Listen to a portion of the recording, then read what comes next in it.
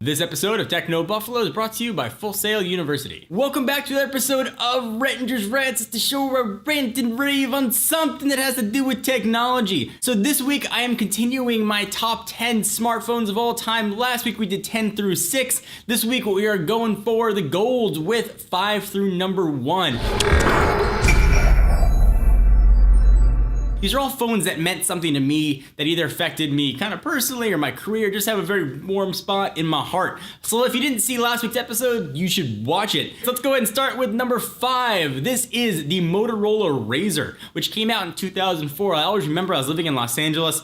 I waited in line for this phone. I waited till the AT&T store could open. This phone had been rumored to be coming out for a while and finally came. I saved my money for so long to get this phone. I could not believe that a phone could be that thin. Even the keypad looked like it was an etched screen. It was just absolutely incredible. Everything about the device was awesome, and it screamed cutting edge. And that was one of the phones that, again, started my love affair with technology. It was just incredible, and it really was one of the flagship of Motorola's designs, in my opinion, one of the best looking phones of all time. Number 4, the Nexus 1, the phone that ushered in the Nexine pure Android experience, released on January 5th, 2010. If you remember, this guy had a 3.7-inch screen with a 480 by 800 resolution, shipped with Android 2.1 Eclair, which goes back quite a while. I loved this phone. I loved HTC's design. Remember, I had that little scroll bar right in there. I still have one in the office. This is an incredible phone. It really represented the developer's device for Google, the one that all developers could code for, the reference phone, and it kickstarted the whole Nexus revolution. And it's a curated spot at number 4. So this next choice might be a little odd to you. You might not even know what this is, but number 3 is the Sidekick Color, or really any phone in the Sidekick line.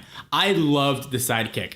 I remember I just graduated college in 2003. I'd come home and the Sidekick was everywhere. I had a cell phone already, but I just wanted that service. I wanted to be able to IM. It had a browser built in. It really had apps before apps were available on a phone, and the keyboard is absolutely incredible. I remember I just wanted to have AIM to AIM my friends. I waited, I had a separate data plan, and I used the heck out of this thing. It had a cool swivel screen. It was built by Danger, which don't really hear that anymore. Is used on T-Mobile service. It really was T-Mobile's flagship device. The Sidekick line has kind of since been killed. They tried to revive it with Android. This phone was incredible. It did everything, and phones didn't really do that stuff back then, so that definitely got the number 3 spot in my list. Number 2, let's stick with T-Mobile. The T-Mobile G1, also known as the HTC Dream, released in 2008. This was the first Android phone to ever hit the market. Had a 3.2-inch touchscreen. Remember this guy launched? No multi-touch was enabled on it. You could download eventually a second browser that you could sort of do multi-touch with.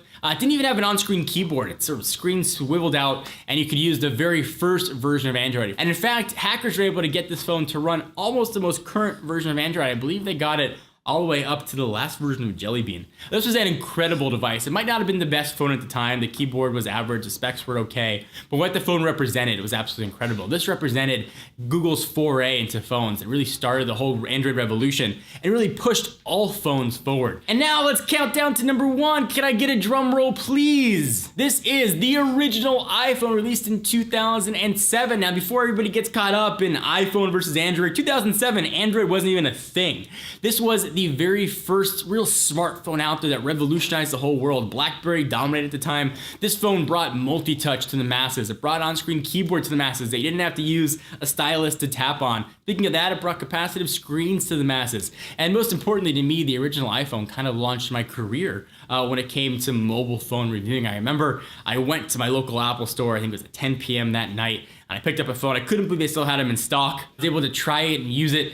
And it really was the first phone that I reviewed that I did updates on as I used it. And it really, again, sort of helped me tone and get better at doing reviews. If you watch his original iPhone reviews, they were not very good. Google and Apple certainly pushed each other forward, and I think that was a phone that really brought this whole modern era of the smartphone. So the iPhone definitely gets the number 1 spot in my book. Do you agree or disagree? I want to hear from you on your list. What would your top 5 of all time be? What would your top 10 of all time be? Leave them in the comments down below. So we stop the countdown for a minute. Thank our friends, our sponsors at Full Sail University. You know, of course, the mobile app industry is on fire. fire right now, and Full Sail University's online mobile development bachelor's degree program can teach you the skill set you need to take advantage and get involved in all the damn opportunities. You've been hearing about apps, you got ideas for a game, they can help you, give you the skills to actually make it. In this degree, you'll learn both the programming side of things and the business side, of course, which is also important. That goes into mobile development, so you can develop concept, deploy, and market application from start to finish. You'll explore advanced programming languages, visual frameworks, usability, principles, app development for iOS and Android operating systems. So obviously between the App Store and Google's Play Store, over 50 billion